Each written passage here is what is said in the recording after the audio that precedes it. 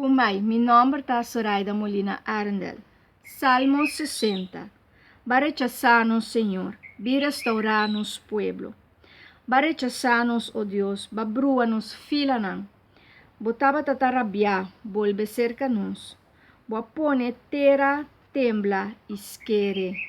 Derecha susquernan, eta plama foi outro. Balaga bo pueblo passa duro. Balaga nos bebe bia kuta turdi. Baduna esnan kuta temebo bandeira. Pa hui baine foi alcance de flecha. Pa boyunan estima por ranha liberdade. Salva-nos como mão fuerte, escucha-nos. Foi den su santuário Deus tabisa. Triunfante lo mi parte sehem. Lo mi midi e vaie di Sukkot. Gilead ta dimi ta Manasseh. Efraim ta e helmo pa tapa mi cabeça. E Juda lo sirvimi pa bastão de mando. Pero Moab lo tami palangana. Pa toma possessão de Edom. Mi tapisa mi sambarco riba che. Riba Filistea lo mi canta victoria. Quem lo hibami den estado fortificar? Quem tabai mi dilante tena Edom? Si abo, oh Dios, a rechazanos e nota sali mas com nos trupanang?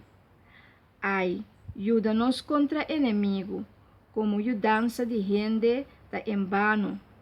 Junto com Deus nos lo brinca com coragem, te lo machicar nos inimigos. Nesse salmo aqui nós posinha sempre, pero sempre Deus te brinca nos batalha não? E junto com Deus nos lo brinca com coragem. E tu é inimigo não lo plama, pois Deus te machica é inimigo não e não lo plama, então nós lo tem é vitória.